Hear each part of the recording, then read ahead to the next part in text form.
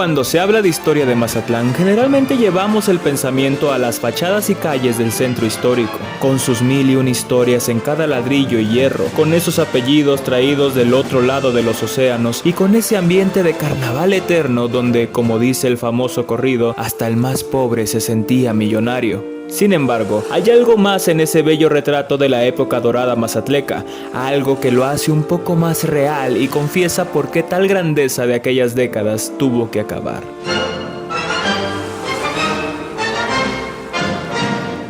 Tras décadas de guerras, batallas e intervenciones acunadas en el puerto, como en otras partes de México, la década de 1870 en Mazatlán funcionaría como un intermedio hacia la tensa estabilidad que caracterizará al régimen de Porfirio Díaz, quien aquí sería fielmente representado por el gobernador Francisco Cañedo, inaugurando su mandato con una serie de asesinatos como el del periodista patasalada José Valadez, a una cuadra de la Plazuela Machado en 1879, provocando la furia del pueblo mazatleco al que solo pudo controlar con ayuda del ejército federal, bajo la persuasiva orden de mátalos en caliente. Algo similar ocurrirá un año después, cuando el general Ramírez Terrón junto al bandolero Heraclio Bernal toman Mazatlán oponiéndose a la imposición de un candidato títere del régimen. Cañedo, inferior en cuestión de armas, planea el asesinato de Ramírez cuando éste dormía a las afueras de Mazatlán, mientras Bernardo Reyes recuperaba el puerto, obligando a Bernal a ocultarse en la sierra, donde se ganaría, como este otro, el apodo del Robin Hood sinaloense, asaltando las ricas haciendas, minas y caminos del sur de Sinaloa, precediendo a los futuros revolucionarios de la región.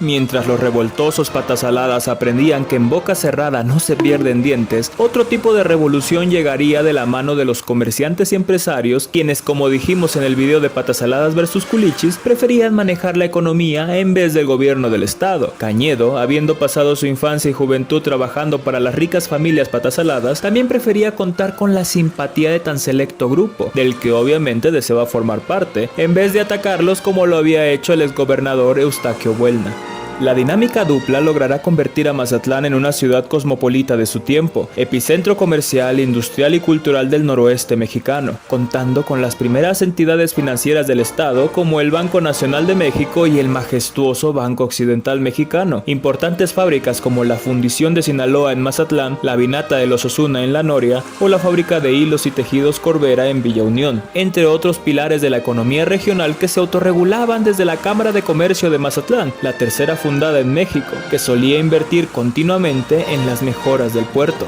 Encabezando la cadena alimenticia de la sociedad patasalada estaban las antiguas y poderosas familias Echeguren, quienes desde 1863 manejaban la industria minera de la región y a cuyo aporte se debe la terminación de la neogótica Catedral Basílica de Mazatlán, y los Melchers, alemanes afincados en el puerto desde 1846, a quienes les debemos la glorieta germana, el también neogótico kiosco de la Plazuela República, la legendaria cerveza del Pacífico y quizá los primeros instrumentos de viento que compondrían a las primeras bandas sinaloenses. Con ellos se suman los alemanes Heimann, dueños de la mercería alemana, y los Haas, patrones del ingenio azucarero del Roble, los españoles Corbera, propietarios de la fábrica textil que llevaba su nombre, los franceses Charpentier de la mercería francesa y Louvet de la ya mencionada fundición de Sinaloa, los polacos Koppel, sí, esos Koppel, quienes ya desde entonces hacían zapatos, los italianos Canovio, reconocidos boticarios y empresarios inmobiliarios, y los estadounidenses de Cima, dueños de la compañía de teléfonos y luz eléctrica, los Bradbury, que competían con los Echeguren por el control de la minería regional, y los Felton, fabricantes de fósforos, hielos, carretas y escobas, entre muchísimas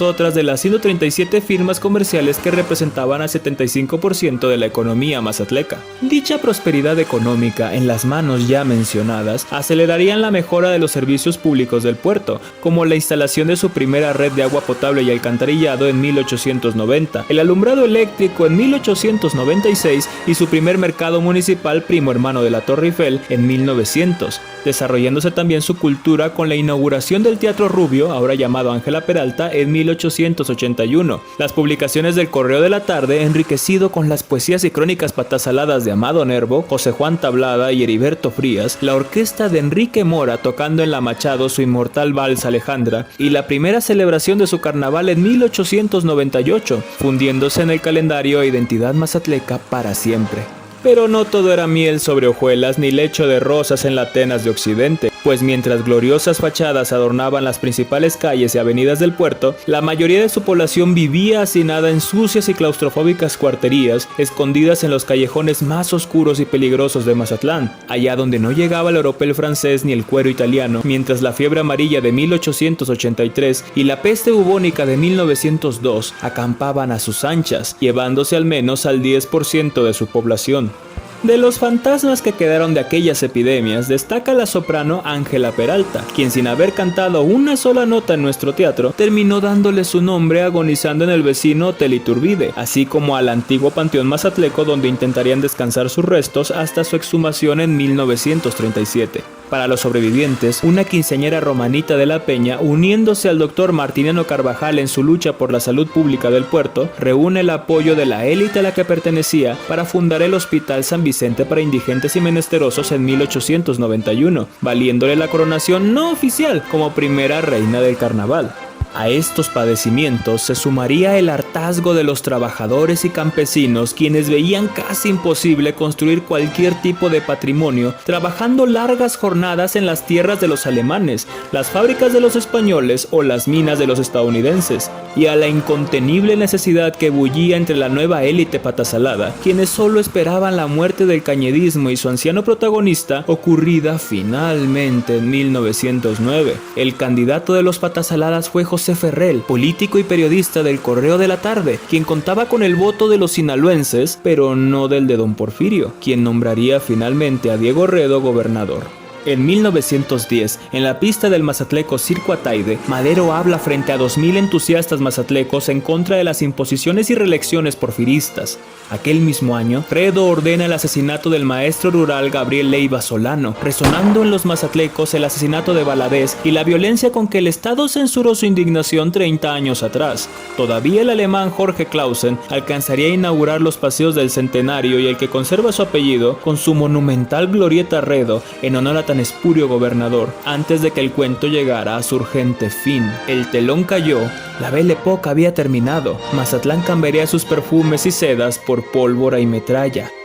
Pero eso mejor lo dejamos para otro video. Si te ha gustado este breve repaso por la compleja, gloriosa y violenta época dorada del antiguo Mazatlán, no te olvides de hacérmelo saber dando un like al video y compartiendo tus opiniones al respecto. ¿Sabías que la Cámara de Comercio Mazatleca es la tercera más antigua del país? ¿O que obras y servicios públicos como el agua, la luz y el mercado Pino Suárez fueron inversiones de empresarios patasaladas? ¿Qué habríamos de tener en cuenta para nuestra próxima época dorada? Muchas gracias por tu visita. Te espero para la próxima, donde descubramos juntos el pasado de nuestro bello puerto.